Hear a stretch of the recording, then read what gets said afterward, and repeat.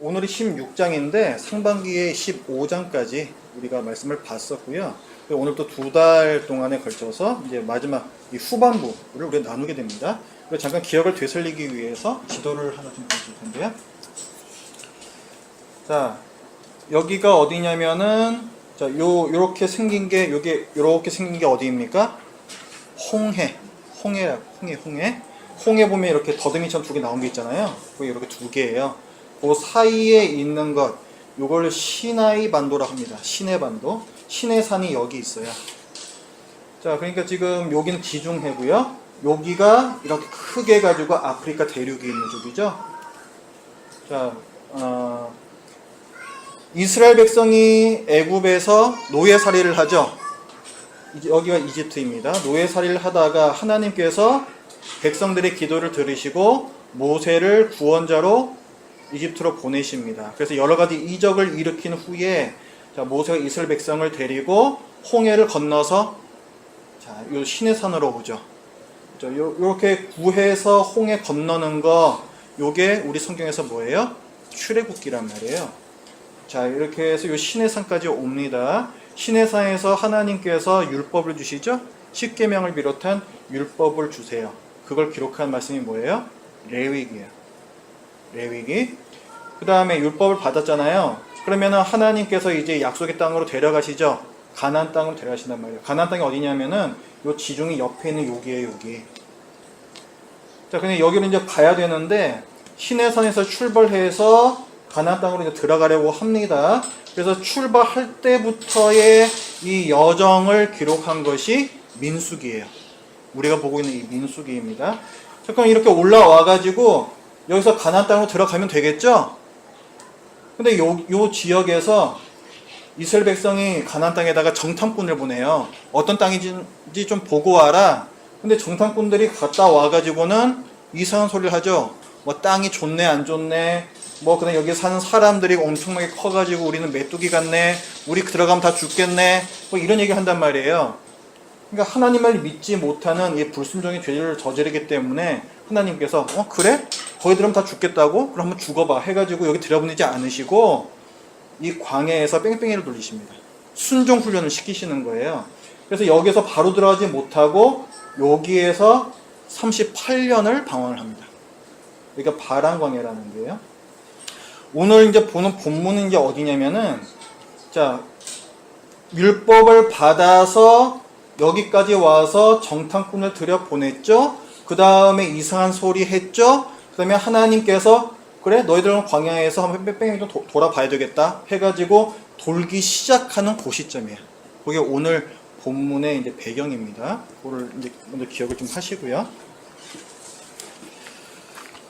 자, 하나님께서 가나안 땅으로 바로 들여보내지 않으시고 너희들 광야를 좀 돌아야겠다 이렇게 명령하셨단 말이에요. 그럼 이제 이스라엘 백성들의 분위기가 어떻겠어요? 안 좋죠. 굉장히 안 좋겠죠. 그러면서 이스라엘 백성이 모세와 아론의 리더십에 대해서 반기를 듭니다. 사실 잘못은 자기들이 했는데 자기네들이 뭐 왕이 되고 싶다, 뭐 제사장이 되고 싶다 이런 식으로 모세와 아론의 리더십을 거부를 해요. 그 사건이 일어나는 것이 오늘의 이 본문입니다. 요 반역의 주동자들은 오늘 뭐 이름이 쭉 나오는데 고라라는 사람이 있고요. 다단, 아비람, 온 이런 사람들이 있습니다. 고라는 레위 지파예요. 레위 지파는 어떤 일을 합니까? 성막에서 섬기는 일을 하죠. 레위인들은 제사장을 도와 성막에서 섬기는 일을 하는데 그 일에 만족하지 않고 내가 제사장이 될 거야. 아론이 뭐 별거냐? 이렇게 대들었단 말이에요. 요 사건의 배경 그렇습니다. 그 다음에 다단, 뭐 아비람 이런 사람들은 뭐냐면은 모세에게 되더라요. 이 사람은. 아니 네가 왜 우리를 가나안 땅으로도 들여보내지 않고 이렇게 광야에서 생고생을 시키느냐? 이러고도 네가 지도자냐? 이 다단과 아비람은 르우벤 지파 출신이에요. 르우벤 지파는 12지파 중에서 장자 족속이라고 부릅니다. 그러니까 가장 큰 아들이거든요, 르우벤이. 그러니까 이 사람들에게는 전에는 어떤 기득권이 있었어요. 큰아들 장자로서의 기득권이 있었는데 이제 모세에게 그것을 빼앗긴 것에 대한 어떤 반감이 있는 거죠. 그것이 이제 이런 기회를 통해서 터져 나오는 거예요. 여러분, 지금 이 사람들은 모세와 아론에게 너네가 스스로 지도자가 되었는데 이게 옳은 일이냐 이렇게 좀 대들었거든요. 이게 맞는 말입니까? 틀리는 말입니까? 틀리는 말이죠. 왜 그래요? 모세와 아론은 스스로 지도자가 된 것이 아니라 하나님께서 세우신 지도자이기 때문에 그런 거예요. 하나님께서 직접 기름을 부으셔서 세운 지도자가 모세와 아론입니다. 그래서 모세가 이 반역하는 사람들에게 말을 해요. 내일 아침에 너희들 자 향로 하나씩 갖고 와. 그리고 거기다가 불을 다 같이 담자. 그러면 하나님께서 과연 택하신 자가 누구신지 우리 모두에게 보여주실 것이다. 이렇게 이제 얘기를 해요. 그래서 그 다음날 아침에 모세와 아론과 이 반역자들, 이 모든 사람들이 모두 이제 회막문에 나서 섭니다. 회막이라는 것은 성막이거든요. 그러니까 하나님 앞에 와서 섰다라는 거예요. 그때에 하나님의 심판이 임합니다. 지진이 나면서 이제 반역을 일으켰던 그 사람들의 장막과 그 사람들과 재산 모두를 삼켜버려요. 산채로 생매장 당해버립니다. 그리고 이 사람들이 다 이 향로 들고 있었잖아요. 거기서 불이 나와가지고 이 모세와 아론을 제외한 나머지 반역자들을 다 태워버립니다. 하나님의 심판이 임했다라는 거예요. 그것이 이제 오늘 사건인데, 오늘 사건을 보면요, 모세가 보여준 어떤 모습들이 있습니다. 신앙의 모습인데 그것들이 우리에게 참 모범이 되죠. 지금 모세는 굉장히 억울한 일을 당하고 있습니다. 근데 그럼에도 불구하고 사람들 앞에서 자기 변호를 하지 않아요. 오늘 말씀을 보시면요, 오늘 말씀을 보시면은 이 모세가 이런 모함을 받았을 때 곧바로 여호와 앞에 엎드렸다라고 했습니다. 그리고 오늘 또 말씀 15절을 보시면요, 하나님께 그렇게 얘기를 해요. 주는 그들의 헌물을 돌아보지 마옵소서. 나는 그들의 나귀 한 마리도 빼앗지 아니하였고 그들 중에 한 사람도 해하지 아니하였나이다. 이렇게 얘기를 하죠. 그러니까 내가 내 욕심 때문에 이런 어떤 지도자가 된 것이 아니라는 사실을 다른 사람이 아닌 하나님 앞에서 얘기를 하는 거예요. 호소를 하는 거예요. 그러니까 모든 판단을 하나님께 맡기는 겁니다. 향로를 또 들고 나오게 하죠. 그래서 내가 그것을 증명하는 것이 아니라 하나님께서 그것을 증명하시게끔 하는 거예요. 이런 모든 모습들이 우리에게 굉장히 모범이 되는 모습입니다. 또 한 가지, 하나님께서는 이 반역자들의 어떤 선동에 노란한 이스라엘 회중들도 함께 멸망시켜 버리려고 하셨어요. 하지만 모세와 아론이 그 사이에서 중보자로서 역할을 수행을 합니다. 이 사람들 잘못했는데 회중들까지 다 죽이시는 것이 말이 됩니까? 이렇게 막아서면서 회중들의 전멸을 또 막아요. 이런 부분들. 하나님께서는 이런 참으로 좋은 이 신앙의 모습을 갖고 있는 모세를 지키시고 또한 악인들을 벌하셨습니다. 우리가 성경을 보면 이런 신앙에 우리 모범이 되는 인물들이 많이 나오죠. 여러분들 또 다니엘도 좋아하시죠? 다니엘은 또 어떻습니까? 율법에서 금지된 음식들이 있어요. 근데 왕이 그거 음식들을 먹으려고 하니까 나는 그 음식을 먹을 수 없다. 그렇게 하고 이제 채소만 먹는단 말이에요. 그 다음에 또 다니엘이 승승장구하니까 그것을 시기하던 그 그 바벨론 거의 관리들이 다니엘에게 어떤 죄를 덮어 씌우려고 해요. 그래서 왕이 아닌 또 왕이 세운 신상이 아닌 다른 신에게 절을 하면은 다 사형에 처한다라는 법을 만들게 하죠. 하지만 다니엘은 거기에 굴하지 않고 늘 하던 대로 하루 3번씩 기도를 합니다. 그것 때문에 사자굴에 던져지지만 하나님께서는 그 사자들의 입을 막아버리세요. 하나님께서는 이런 신앙의 어떤 굉장히 모범이 되는 그런 좋은 모습들을 보시면서 다니엘을 지키시고 악인들을 벌하신 것이죠. 여러분은 어떻습니까? 여러분도 삶 중에서 이런 하나님을 늘 경험하시죠?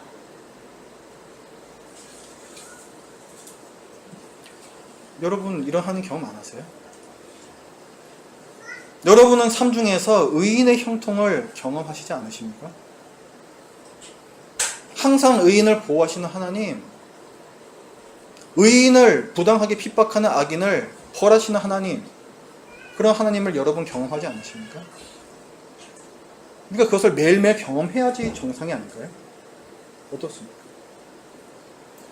여러분이 만약에 이런 하나님을 경험하지 못하고 계시다면은 아마도 여러분은 모세와 같은 또 다니엘과 같은 그 믿음의 수준이 아니기 때문일 것입니다.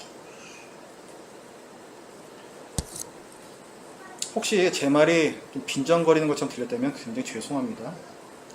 이것은 사실은 저의 고민이고 또 갈등이기 때문에 말씀을 드리는 거예요. 저는요, 오늘 본문 같은 이런 이야기들을 성경에서 보면은 굉장히 우울해집니다. 왜 하나님이 나한테는 이렇게 주시지 않은 거야? 아니, 왜 하나님 모르고 날뛰는 저놈들을 왜 가만두시는 거지? 어떻게든 하나님 말씀 좀 붙잡고 살겠다고 하는 왜 나 같은 사람은 그렇게 돌아보시지 않는 거야? 도대체 얼마나 내가 더 잘 믿어야 되는 거야? 저는 그런 생각이 듭니다. 그래서 저는 제 믿음이 더 커져야 하겠다 생각을 하고 저의 멘토로 삼을 만한 분들을 이 성경에서 한번 찾아봤어요. 근데 이 신약 성경에서만 해도 아주 대단한 분들이 많이 나오더라고요. 제가 감히 흉내낼 수가 없는 큰 믿음을 가진 분들이 아주 많습니다. 하지만 저는 그분들을 보면서 또다시 절망했어요. 세례 요한은요, 헤롯 왕의 잘못을 지적하다가 목이 잘려 죽었습니다. 스데반은요, 예수님 잘 믿다가 돌에 맞아 죽었고요. 사도 요한의 형제 야고보는 예수님 잘 믿다가 헤롯 왕의 칼에 또 맞아서 죽습니다. 사도 바울은 또 어떤가요? 예수님만 전하다가 결국 감옥 몇차 들락날락하다가 목이 잘려서 죽어버려요.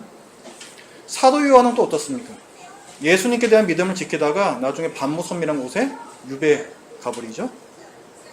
그리고 전승에 따르면은 베드로를 비롯한 모든 사도들이 십자가에 거꾸로 매달려 죽었다는 등 어떻게 또 죽었다는 등 굉장히 끔찍한 최후를 또 맞이를 합니다. 초대교회의 신자들은 또 어떻습니까? 그들은 예수님에 대한 믿음을 지키기 위해서 그렇게 발버둥 치다가 콜로세움, 그 원형 경기장, 로마의 그 원형 경기장, 거기서 사자와 싸우다가 몸이 갈기갈기 찢겨서 또 죽습니다. 종교개혁을 일으켰던 우리 믿음의 선배들은 또 어떻습니까? 많은 분들이 화형을 당해요.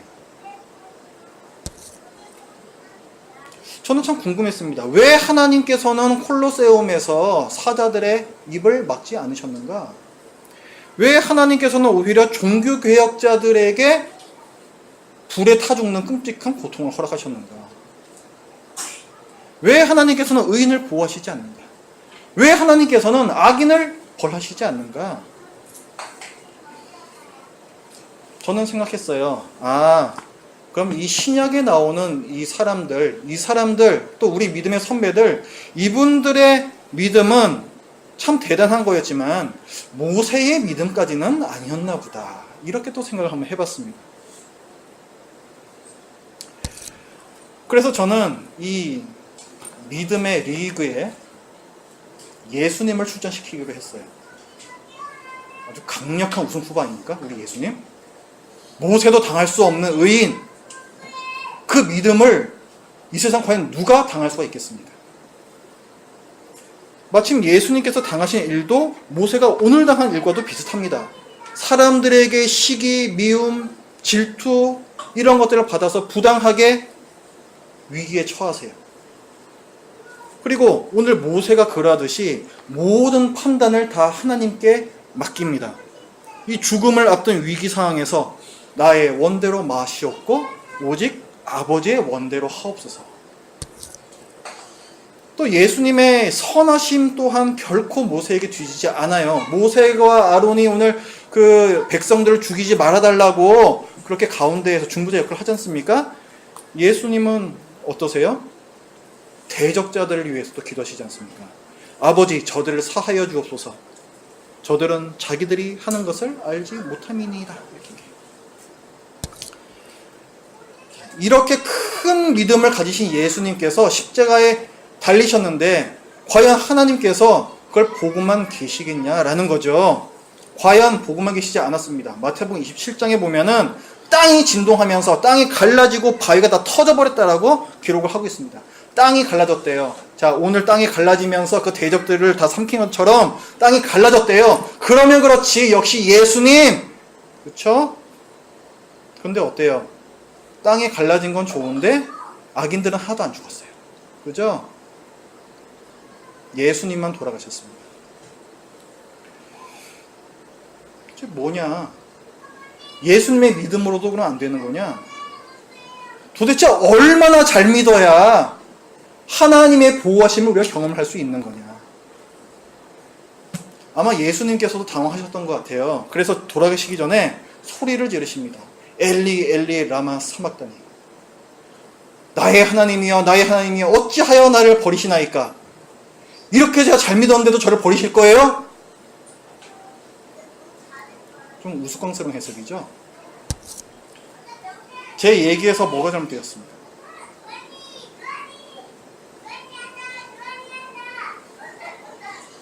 오늘날 신자들의 믿음이 부족해서 하나님이 돌보지 않으시는 거다라는 생각이 잘못된 거죠. 그렇죠?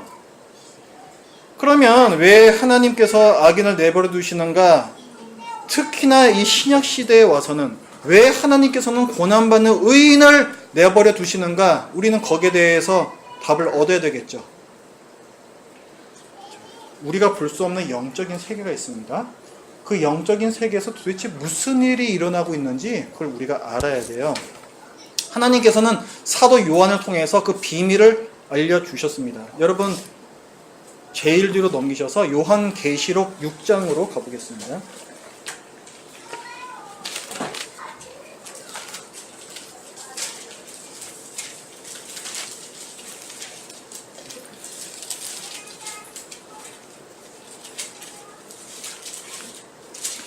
자, 요한계시록은 사도 요한이 반모섬으로 유배를 가 있을 때 하나님께서 보여주신 환상, 계시를 기록한 책입니다. 자, 이때에는 로마 제국이 그리스도인들, 교회를 엄청나게 핍박을 하고 있었어요. 자, 이 상황 중에서 이제 사도 요한에게 환상을 보여주시는데, 자, 요한계시록 6장을 제대로 잠깐 보겠습니다. 요한계시록 6장을 보면은 사도 요한이 환상 중에 순교자들을 봅니다. 자, 6장 9절 말씀을 같이 읽습니다. 시작. 다섯째 인을 떼실 때에 내가 보니 하나님의 말씀과 그들이 가진 증거로 말미암아 죽임을 당한 영혼들이 제단 아래에 있어. 자, 하늘 위에 제단이 있는데 하나님 앞이란 얘기예요. 거기에 뭐가 있냐면은 죽임을 당한 사람들이 있습니다. 이 왜 죽임을 당했는가? 하나님의 말씀과 그들이 가진 증거로 말미암아. 그러니까 하나님의 말씀대로 살려다가 그리고 예수 그리스도를 증거하려다가 죽은 순교자들을 말하는 거예요. 순교자들을 지금 사도 요한이 보고 있습니다. 근데 그 영혼들이 지금 뭐 하고 있냐면은 하나님께 탄원하고 있어요. 10절 말씀 같이 읽습니다. 시작. 큰 소리로 불러 이르되 거룩하고 참되신 대주제여 땅에 거하는 자들을 심판하여 우리 피를 갚아주지 아니하시기를 어느 때까지 하시려 하나이까 하니. 자, 순교자들이 지금 하나님께 무엇을 탄원하고 있습니까? 우리들의 원수를 언제 갚아주실 겁니까? 우리들의 억울한 죽음을 언제 갚아주실 겁니까? 이것을 계속 탄원하고 있죠. 그때 하나님께서 대답을 하세요. 11절 말씀 같이 읽습니다. 시작. 각각 그들에게 흰 두루마리를 주시며 이르시되 아직 잠시 동안 쉬되 그들의 동무 종들과 형제들도 자기처럼 죽임을 당하여 그 수가 차기까지 하라 하시더라. 무슨 말씀이에요? 기다려라. 기다려라. 언제까지 기다리라는 거예요? 그들의 동무 종들과 형제들도 그들처럼 죽임을 당하여 그 수가 차기까지 기다려라. 이렇게 말씀하세요. 무슨 말씀입니까? 순교할 사람들이 아직도 더 남았다를 말씀하세요. 이것은 오늘날 우리 성도들에게, 우리에게 어떤 메시지를 주십니까? 순교를 각오하고 믿음을 지키라는 거예요. 순교를 각오하고 믿음을 지켜라. 하나님께서는 지금 그 기간을 갖고 계시는 겁니다. 그러니까 오늘날 하나님께서 사용하시는 것은 성도의 피라는 거예요. 여러분, 하나님께서 이 세상에서 그의 나라를 이루어가시는 방법이 무엇일까요? 총이나 칼일까요? 대포? 원자 폭탄? 이런 걸 사용하실까요? 아니죠. 고지론이라는 게 있습니다. 고지론. 우리 살면서 정치, 경제, 사회, 문화 이런 각 분야에서 여러분들이 몸담고 계신 영역이 있잖아요. 그 영역에서 영향력을 끼칠 수 있는 높은 자리로 올라가시라는 거예요. 그래서 그곳에서 하나님의 말씀에 영향력을 끼치라는 거, 이것을 고지론이라 합니다. 높은 자리라는 거예요. 높은 자리, 고지론. 자, 그렇게 하면 하나님 나라가 이루어질까요? 그러면은 그 고지에 이르지 못한 우리 같은 사람들은 하나님께서 보시기에 다 루저들입니까? 다 쓸모없는 사람들인가요?